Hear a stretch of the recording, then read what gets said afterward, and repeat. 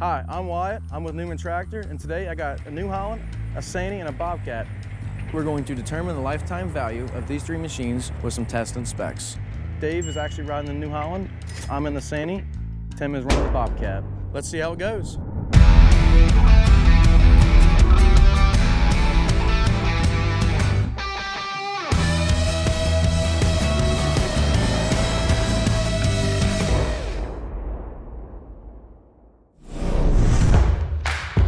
So when buying a mini excavator, it is very, very important to consider the lifetime value of that machine.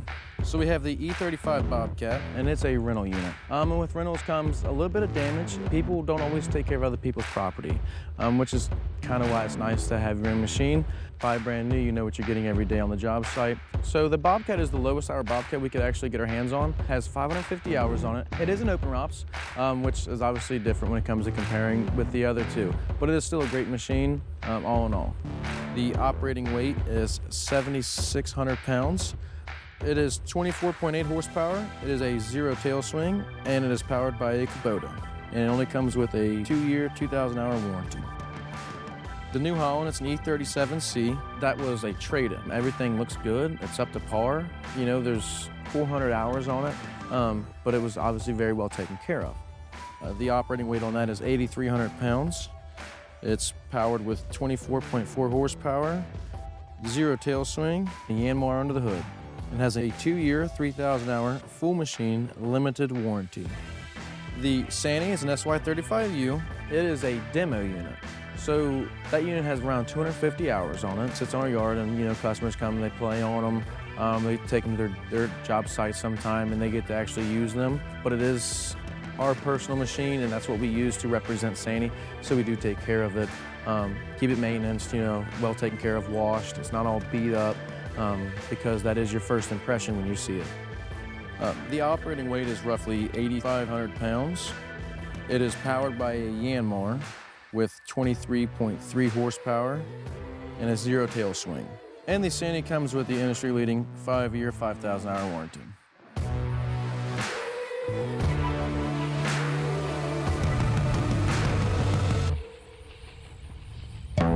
So another huge factor in owning your own machine is serviceability. Are parts in stock? Is parts there to answer your phone when you call? Is service there to answer your phone calls when you're having issues? And to fill your orders. So we're gonna go through the 3 of these machines here and kind of see what we have. We're gonna start with the Bobcat here. Door opens up, it's pretty easily accessible. Everything is pretty much on top of the engine.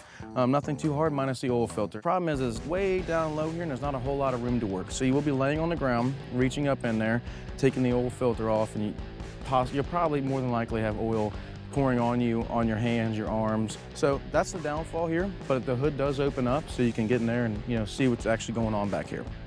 Onto the Sany here. We've already got our door popped open here.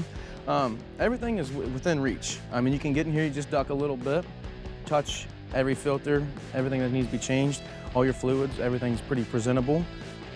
And then onto the New Holland. The problem here is the door only opens up so high. So you really gotta crouch down, kind of get in there. Doesn't make it necessarily the friendliest thing to work on, but every filter is serviceable from the top side. The oil filter's up top, you can take it off, fuel filters, everything like that. I'm here with Dave and Tim. This particular test is for track speed, and track speed is important because it determines how quick you get from A to B on your job site. We're gonna see who can get on the flags the fastest. Let's see how it goes.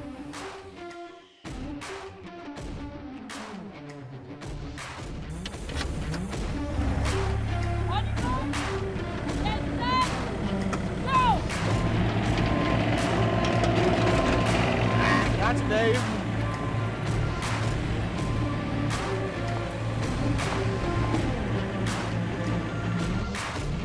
I win all the time. Not even close. Tim's a little too fast for me. I can't keep up with him, but I think if I can get Dave from the start, I might be able to hang him up for a minute. I don't know what to say. If you ain't first, you're last, I guess. He'll be last next time. So next, we're actually going to do a little digging demonstration. Tim on the Bobcat, me on the Sany, and Dave on the New Holland, and we're going to see who can dig the 3 foot the fastest. To get to 3 foot, we're gonna take a tape measure and mark 3 foot on each one of these machine sticks, just so everything is fair and nothing can be rigged. 3 foot just to get through the frost line. Like I said, just where you start finding your utilities, just to be on the safe side. All right, let's go try it out. On your mark, get set, go!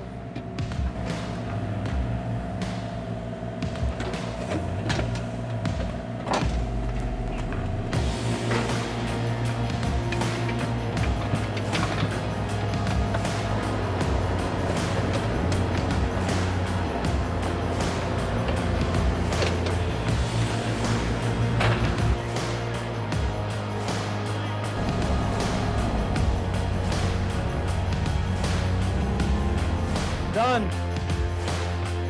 Not quite there. Nope. Not even close. I'm in a lot of rock, but it could be operator error too. A lot of rock. Don't use that as an excuse, man. Come on. So as a conclusion to the digging test, we found out that these guys are better at turning wrenches than they are at operating. But I think I'm going to take over the joysticks there for a minute, do a little time trial with them. That's probably wise. Just in case there's a little bit of operator error, you know, just eliminate that out of the equation. Sounds good. 3, 2, 1, go!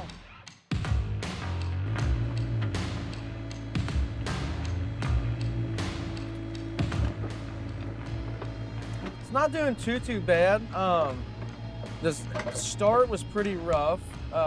It was not really wanting to get down in there. Really took a lot of the breakout force to get the teeth of the bucket down in there, get it kind of started. Now I got it started, it's digging pretty well off the top. Getting down in here a little bit where some clay is. It's hanging up. It's not too loud. There's a little bit of a buzz coming off the hydraulic pump. We're about halfway there. We're almost there, actually. That scoop right there might have done it. Almost to 3 foot now. We probably just overshot some. Nope. Get the scoop of dirt out. And I believe we are there. That's it. That's the money. 3 foot.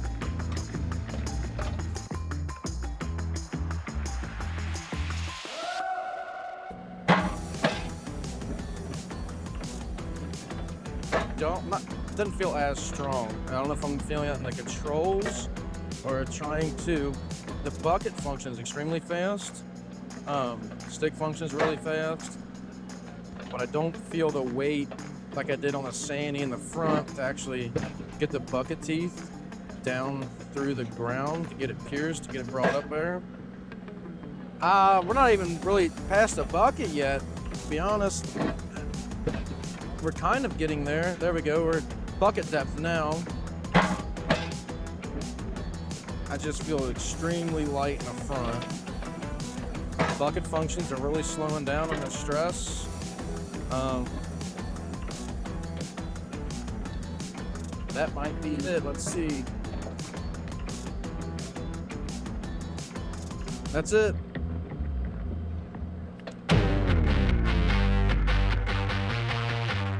Hydraulics seem extremely slow, just as far as getting in there and trying to maneuver and operate. The hydraulics kind of, they hiss when it's under load there. Cab's a little bit more noisy. That was a pretty good scoop there. There we are. We're getting somewhere now. We're getting into some of the dark clay here. When you use the swing function, there's a squeaking or hissing. Keep in mind also, these machines all have within, they're all rental or demos or trade-ins. They've all been used by customers besides us. They have roughly the same amount of hours on them. We're almost there. I see we're about to our digging point. I think that's it right there. That's it.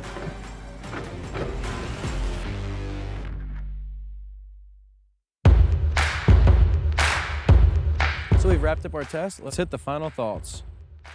So when buying a mini excavator, it is important to consider the lifetime value of that machine. Your cost of ownership is really going to be the price of your machine, the price of your trailer, the price of your attachments, your interest rates. Are you going to keep that machine productive weekly to make it pay for itself? Are you going to front any money out of your pocket? Are you lending it all? So you front the money, you get the machine, you get your few attachments, okay, what's it gonna take after I own this machine and I have my attachments? Is there an hour interval that I gotta service this thing? And if I am servicing it, what's it gonna take? Are you gonna answer my phone calls when I call? Is the service team gonna stand behind me? Cost is not the most important thing. And the reason I say that is because what you get in return as far as reliability, the help you can receive. If people have parts on the shelf, that's a huge thing too.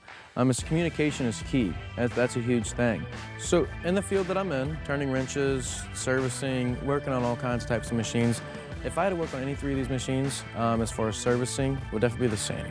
Everything was in the back. The hood opened up, duck a little bit, duck your head a little bit. You can get in there, touch everything. Everything's right there. The oil fill, the oil check, the oil filter. Everything is serviceable from the top, minus draining the oil, obviously. The one that I would not want to work on would be the Bobcat. And the reason I say that, the hood opens up, it's very accessible, everything is right there, but the oil filter it's not easy to get to, you know, you gotta lay down in the dirt, which, yeah, I'm a mechanic, I'm supposed to be dirty, that's my job, that's what I signed up to do, but there's other manufacturers that are making it easier for me to do. I did notice that the Sany was the slowest on the chart. It was not quick to get from A to B, still made it obviously, but was outrun by the Bobcat #1, the New Holland in second place, which isn't necessarily a big deal. Speed isn't everything when it comes to production.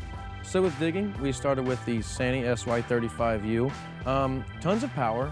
The breakout force on that was astronomical. Did so good. I mean, it pierced the earth, got all the way down to that dark clay, really scooped out the clay, was doing super well. After the Sany SY35U, we went to the Bobcat E35. We started out digging just like we would with the Sany. It did not do very well at piercing. For that first bucket full, you know, it just would not get through. I didn't feel like there was enough weight in front of the machine to actually help push the bucket and the stick and boom down into the ground. Looking at the spec chart on the Bobcat, you can tell that it's a little bit lighter, so that could be a good possibility as to why it didn't have the digging force in the front of it to actually get the bucket down into the earth. So after we did those two machines, we went to the New Holland. It's got roughly 390 hours on it. The swing drive was kind of humming and hissing a little bit. Once we got that first layer pulled up though, we kind of started moving a little bit quicker. All in all, the Sany dug the best. The Sany definitely produced everything we were asking for and looking for today. Well, if machine is right for you, ultimately, that choice is yours. Hit us up at newmantractor.com and schedule your demo today.